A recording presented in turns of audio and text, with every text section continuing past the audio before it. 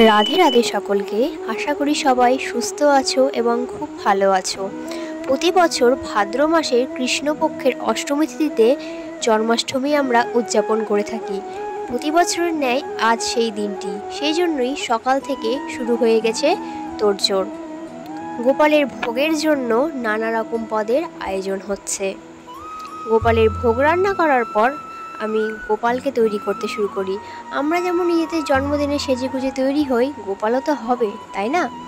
তো সেই জন্যই গোপালকেও আমি তৈরি করতে শুরু করি। নতুন জামা পরিয়ে, মুকুট পরিয়ে, পালক পরিয়ে, মালা চূড় সব কিছু পরিয়ে তাকে সুন্দরভাবে সাজিয়ে তুলি। তোমরা কমেন্টে অবশ্যই জানিও আমার গোপাল সোনাকে কেমন লাগছে।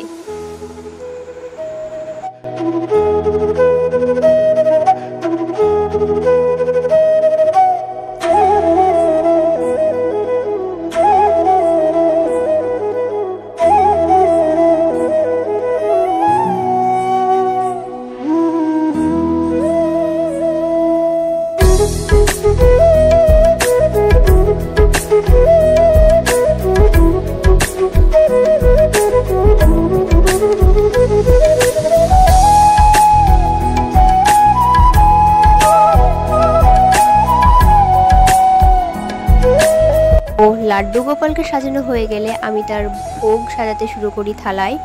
একের পর এক লুচি, তালের বড়া, 5 রকম ভাজা, তালের ক্ষীর, দই, 5 রকম মিষ্টি, চকলেট, ছানা, মাখন, তালের ক্ষীর, খিচুড়ি, ফল তো অবশ্যই ছিল, তার সাথে সুজি, পায়েস, কলার বড়া, কাজু, কিশমিশ, মালপোয়া, আরও নানান কিছু ছিল। যাই হোক, তো এগুলো আমি পরপর সাজাতে শুরু করি তাকে ভোগ দেওয়ার জন্য।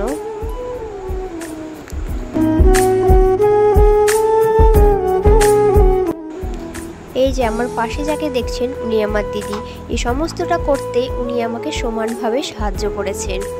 হয়তো ও না থাকলে এত কিছু আয়োজন হতোই না, তো ও আমাকে সমস্ত কিছুতে সাহায্য করেছে। তারপর সমস্ত ভোগে আমি একটা করে তুলসীপত্র দিয়ে দিয়েছিলাম, কারণ তুলসীপত্র ছাড়া তো আর ভোগ লাগবে না, তাই না? তো এই ছিল আজকের ভোগ। দেখে নাও, আগেই তো আমি নামগুলো বলে দিয়েছি, তাও তোমরা একবার দেখে নাও।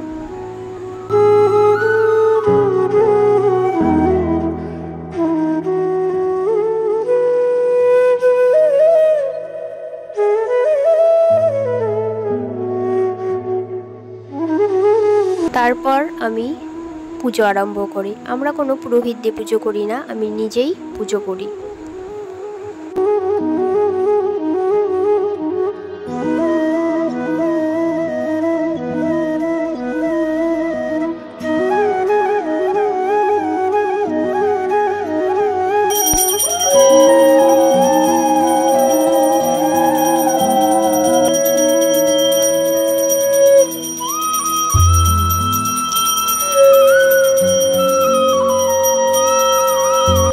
পুজোর শেষে আমার দিদি শতনাম পাঠ করে এবং এখানে পুজো শেষ হয়।